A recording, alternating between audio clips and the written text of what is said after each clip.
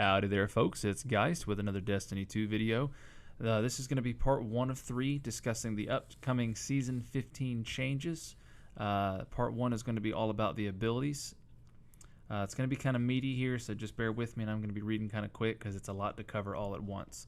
First and foremost, we're getting separate melee actions now. There'll be different binds whether you're trying to just do your regular melee attack or if you're trying to do something like throw your smoke bomb or a shuriken, anything along those lines, so that it won't get so confused now and you'll lunge 30 feet when you meant to throw something. Stasis. Frozen players can now initiate breakout while airborne, shorten breakout animation and camera transition. This means that once you decide to break out, you'll be able to fight back sooner. Differentiated long freeze and short freeze visual treatment to make each status easier to identify.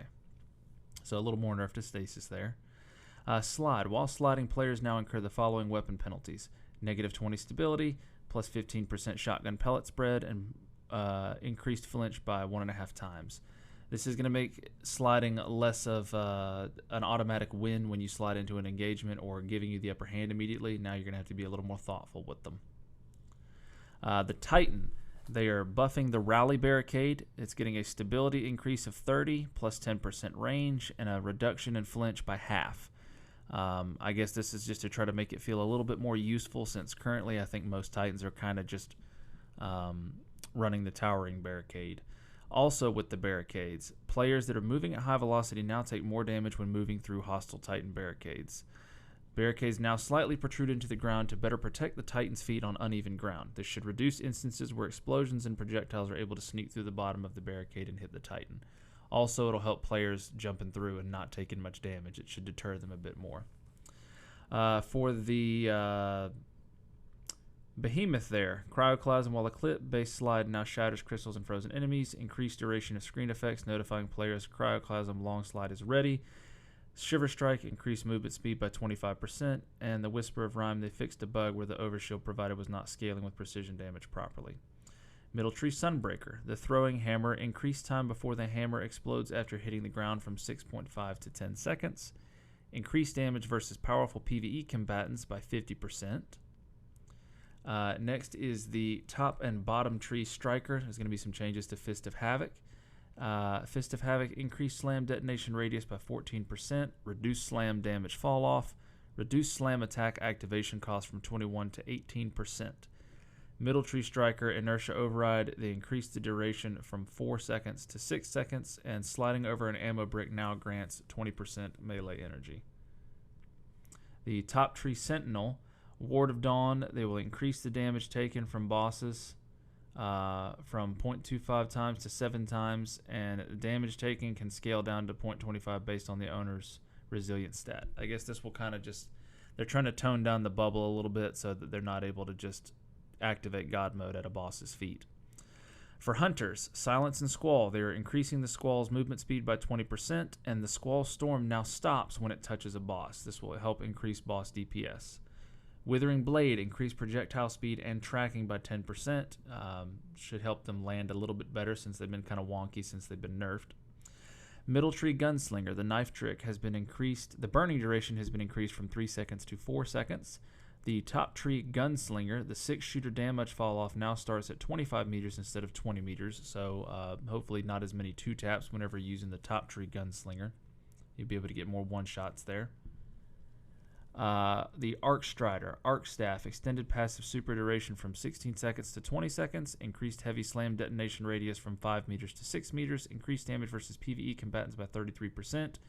Deadly Reats had an increase in duration.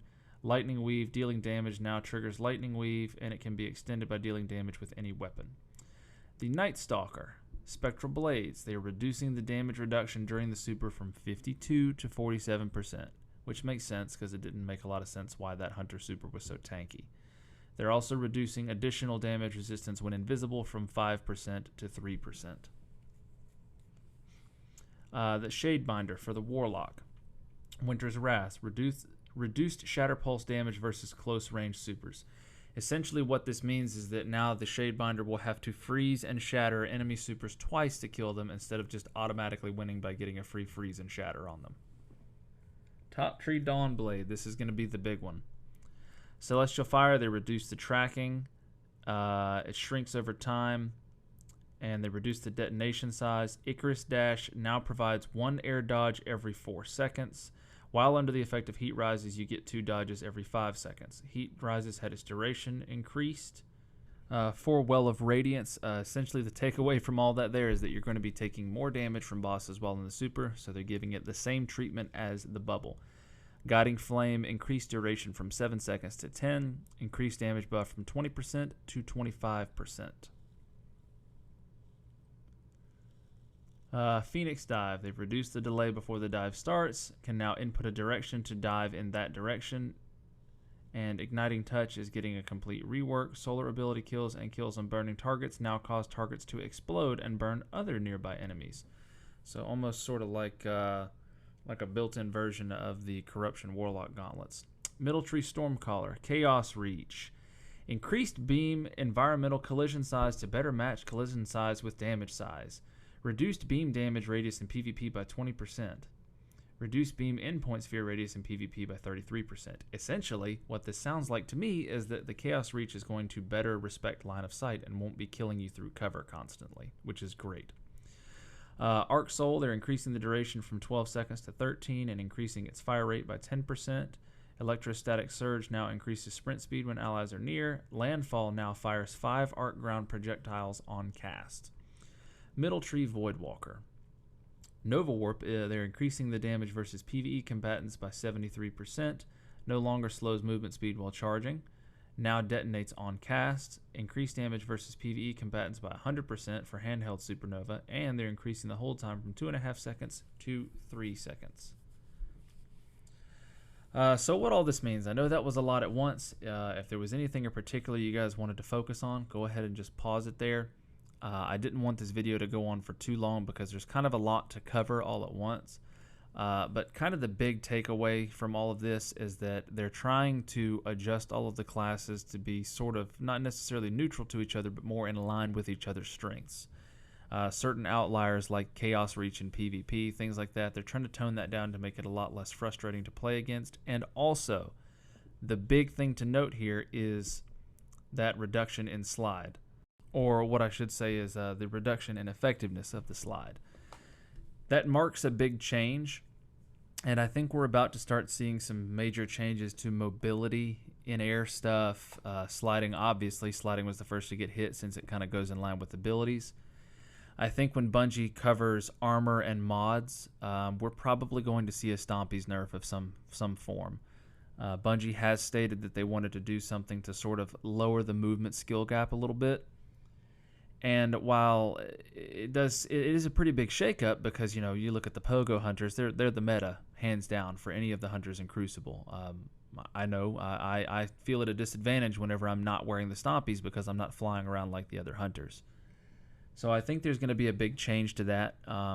And you can see that as well with the reduction to the Warlock Icarus Dash. They're really only going to get one now at a time instead of being able to just quickly dash around.